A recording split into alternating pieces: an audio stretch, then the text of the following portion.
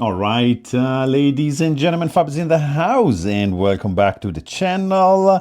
I'm just gonna go ahead and say like, subscribe, share this content if you are a fan of 6x7 medium format film photography, because I've got a Pentax system 6x7 on the table and I love it, and I'm gonna share why with you, and I'm gonna try to do a little comparison with other systems that are producing medium format images. In this case, 56 by 70 millimeter is the negative size that you're going to produce on a 120 or 220 roll film with this bad boy.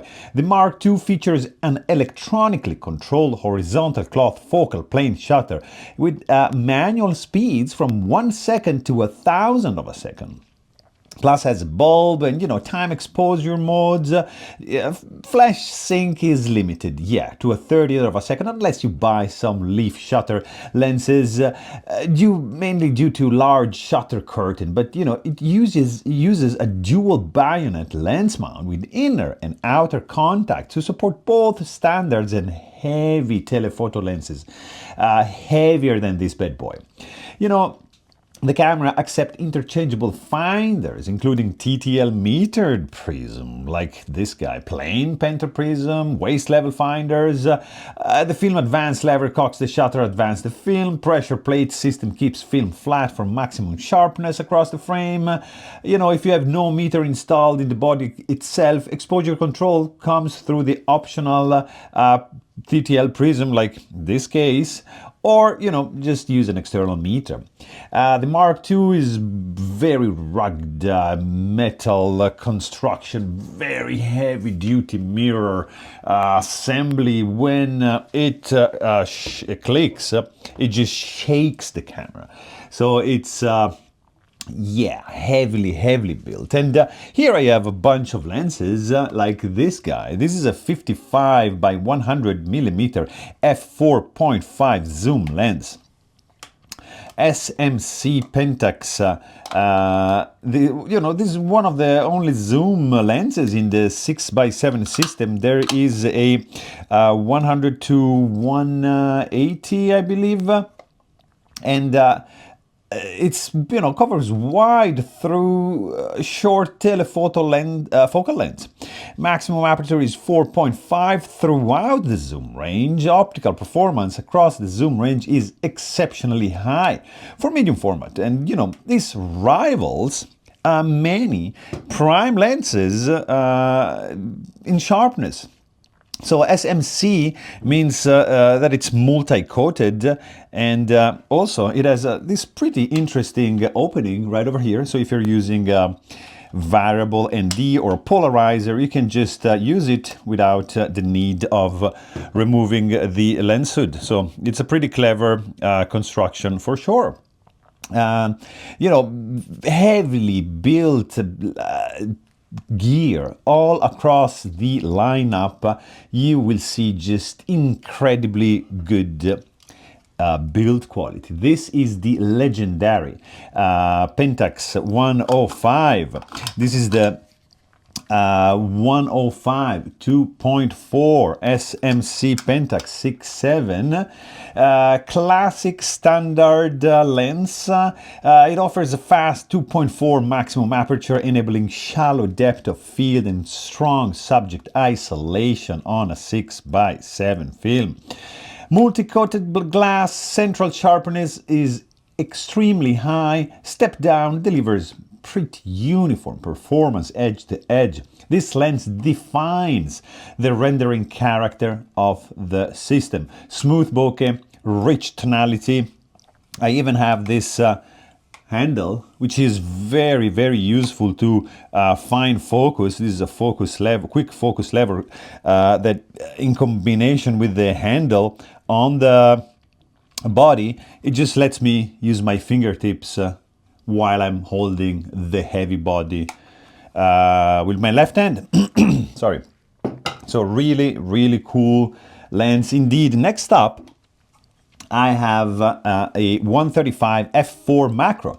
I added this little attachment right over here. You just hold it here and boom, it just shines some LED light to help me with focusing with this bad boy. Long focus throw.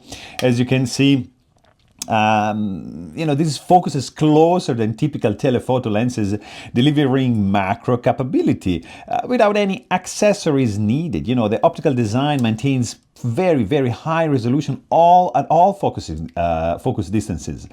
Flat field is mandatory, very, very well corrected, and the detail, it's superb. I mean, this is a reproduction work tool. Minimum focusing distance on this guy is roughly 75 centimeters, so enables significant magnification for still life and product photography as well. Love the 135 f4. Next up, I've got the 165 f2.8, also SMC 67, also with a quick focus lever. Very smooth operation for this bad boy. This is a fast medium telephoto. This is ideal for portraiture. It's at 2.8, and if you speak medium format is, you know that 2.8, it's fast. It's not like the equivalent of a full frame 2.8. This is fast. Maximum aperture of 2.8 provides excellent subject separation. The optics in this case, they're delivering some really precise contrast and micro contrast all across the frame. Built-in lens hood, of course, it's a bonus, and this lens often occupies the slot of the portrait optic in many professional kits, kind of like an 85 would be on full frame. My last lens I have is the Pentax 400mm ED IF. This is a beast of a lens. Incorporates extra low dispersion, glass, internal focusing. It has very, very minimal chromatic aberration, super consistent image performance across the frame. The lens is designed for sport, wildlife, distant subject, maintains balance and sharpness even at 400mm. It's an extreme telephoto for medium format, but also long focus throw, 2.8 meter closest focusing distance. It's phenomenal. You can do some amazing headshots with this one. It's mainly why I use it. I mean, you can do some wildlife, sure, it's very, very hard to focus, of course, but for headshots, this is an amazing lens. The separation you're gonna achieve with this guy, are you kidding me? It's gonna be nuts. Why I also love this system and why I want to share my impressions is because you have a plethora of accessories. Like, for example, here there are 3 extension tubes used for macro photography, or to reduce the focusing distance of maybe, for example, this guy, which I believe is like a meter or something, right? 1.6 meters, so it's not ideal if you want to do a little bit more like of a close-up portrait. You just add one of these guys and it's gonna be fine. Each tube adds precise physical extension between the lens and film plane, increasing magnification. You don't need to add any other optics, no glass involved. So you can use them individually, you can use them in combination. They allow for a wide range of macro ratios while maintaining the same optical quality, pretty much the same. There is also an helicoid extension tube right over here, which is, unlike, fixed tubes, the helicoid adds continuously variable extension, letting you fine-tune the focus and magnification when you're doing macro shots. It's all metal gear design, smooth, precise movement, critical for studio or product work. So very, very useful. You just detaches like that. That is the unit. I actually serviced this unit over here, so I greased it, I took it all apart, very easy to do.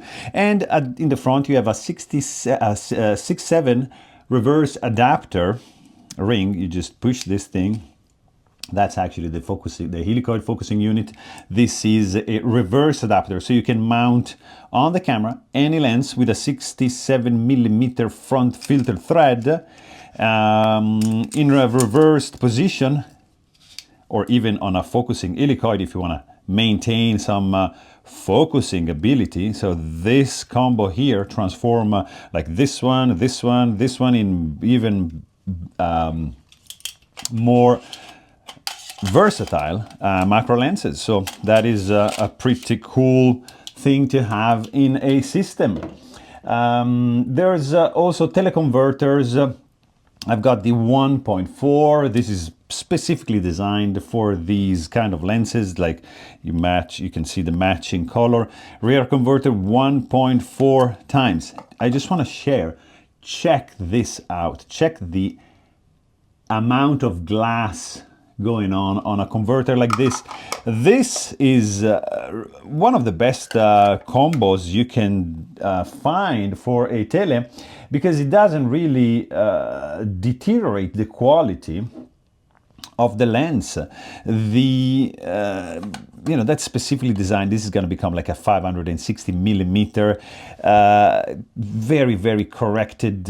Resolution loss is minimized, and generic converters, they typically introduce some garbage. Not that guy with this guy. Amazing optical formula. This is the rear converter 2 times, called the T6 2 times, and you can see much smaller glass amount. Doubles the focal length at the cost of 2 stops of light. Of course, that's just 1 stop, but with high quality lenses, it still maintains pretty usable sharpness. I use this with the 160, for example, or with the macro 135. So it just deteriorates a little bit, but not too much. Then the system also comes with the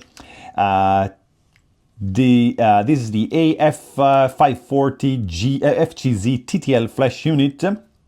It's a Pentax one, guide number 54, so quite powerful, at 100 ISO, 85mm. Automatic zoom head covers also 6x7, but just arrives to 190mm. So that is the limitation. TTL on the Pentax 6.7 Mark II is enabled if you use the Pentax 5P TTL flash cables, and this just screws in on the side of the camera and to the side of the flash, and it just works like wonder. The other accessory I have is the wooden handle, which is very useful to carry, not with this telephoto, but with any other lens. It just carries like a purse. I of course have a Nikon DR5 as a right angle finder and magnification finder in one unit. So Pentax offers the same right angle finder without a magnification, or the magnification without a right angle finder. So you would have to swap between the two, but I modified this guy so I could use this because of it matches perfectly my shooting style. So I mean, the Pentax 6.7 system stands out among all the other medium format camera for several reasons. Combines a large 6x7 negative with SLR ergonomics. Familiar if you're shooting 35mm, unlike any other traditional waist level only system. Like the lens range on the 6.7 platform is one of the broadest in the medium format realm. From wide, there is also fisheye. There is a 45mm, which I don't need. To zoom, to macro, there's also a true macro lens, and also I believe there is like over 800mm, which are massive, so extreme telephoto. Optics are SMC multi-coated, enhancing contrast, flare resistance, and are more broadly than many contemporaries. So very, very great lens selection, the accessories such as extension tube, helicoids, converter, off-camera flash, whatever, you know, they expand the creative and the professional use beyond what many medium format systems offered, that, especially at the time. You can compare this with other systems. For example, the Hasselblad 500 series 6x6. Hasselblad's 500 series cameras are amazing, but they are 6x6 square format, so they result in slightly smaller negative area than this one. Square format has compositional advantages, but requires different crop consideration for portrait and landscape, I believe. Hasselblad bodies are modular, amazingly interchangeable film backs and finders, enabling, you know, mid-section back swaps. Sometimes the Pentax 6.7 cannot do this because it just doesn't have a back. So you just pop one film and off you go. But because of the SLR capability and ergonomics, you're just gonna click it away and that roll is gone in a blink of an eye. Believe me, it's just so addictive to shoot that you're not gonna be wanting to swap backs or anything. You're gonna be in the moment, just keep shooting because of that form factor. At least that's what happens to me.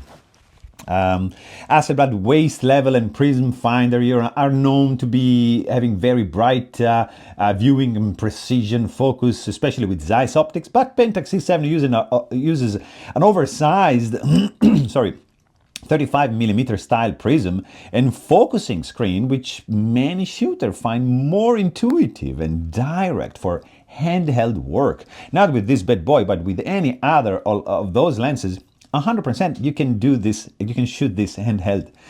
The Hasselblad system has an advantage because the leaf shutter lenses, they can sync flash at all shutter speed.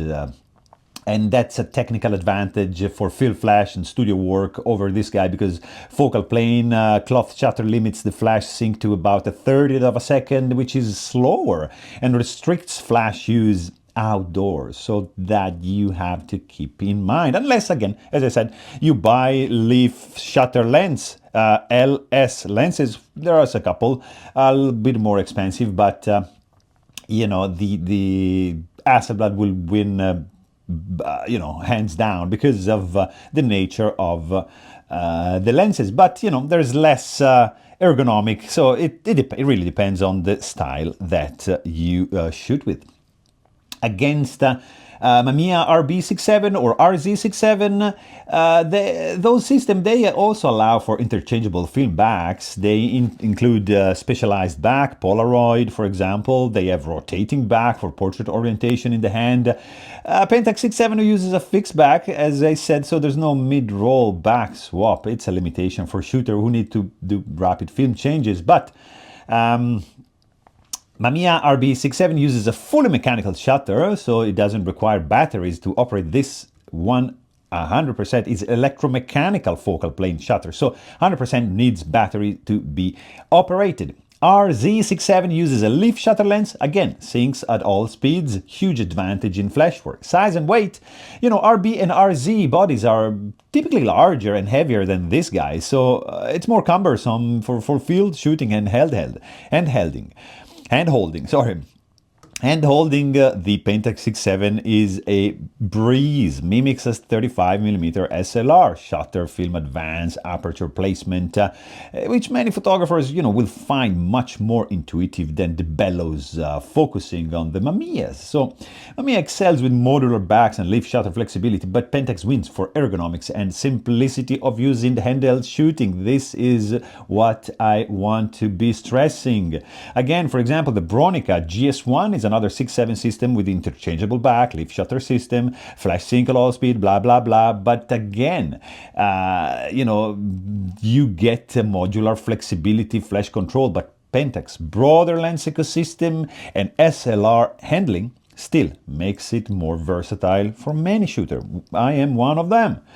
So against some rangefinder systems, like, you know, guys, I'm shooting this bad boy right over here, Fuji 6x9. There's a 6x7 version of the GW. If you know, it's rare, but it's there. So Those are fixed lens, large frame cameras, so they lack interchangeable lenses, system expandability. It's not comparable. And also, of course, they have rangefinder limitation, because rangefinder focusing can become difficult with long telephoto. That's why they don't just even bother to make a, in the newer models at least, interchangeable lenses. You need a SLR through lens viewing experience to excel and to be precise, especially with these kind of lenses. You cannot do rangefinder work with a lens like that. So there's no comparison. So, I mean, the strengths of this Pentax 6.7 are large negative area, tonality of the lenses, among the biggest, roll film formats, SLR handling is familiar to everybody, because 35mm shooter, they can intuitively control and use the viewfinder and shoot in a very, very familiar way. Extensive lens lineup and accessories. Hello, look at this. Professional versatility. You can go from fisheye to extreme telephoto. Across the lens available online second-hand market, you will find excellent quality at a very, very reasonable price. Some of these lenses are bargain. I mean, this is the most expensive, but this was $1,000 when I bought it. And this one in 2002 was $6,000 when it came out. So yeah, you can buy these relatively cheap. The limitations are that, yeah, there's no interchangeable backs. The slower flash sync it's a reality, and it's heavy and larger than many medium format option right there. I mean, another 6x7 is this one, and hello, I mean, it's not even comparable. But I mean, for example, like a 6x12, so almost twice the size, it's still something like this. So this size and weight that you are carrying with this, it is something to consider 100%. So in a direct technical comparison, the Pentax 6.7 system sacrifices some modular conveniences and advanced flash syncs found in other medium format systems in exchange for massive negative, intuitive SLR experience, robust mechanical design, and comprehensive lens lineup. Those qualities, combined with its unique ergonomic advantages, make it arguably the most complete and practical professional 6x7 film camera system ever developed. So there you have it. I really hope you guys enjoyed this video. Thanks for watching, and stay tuned.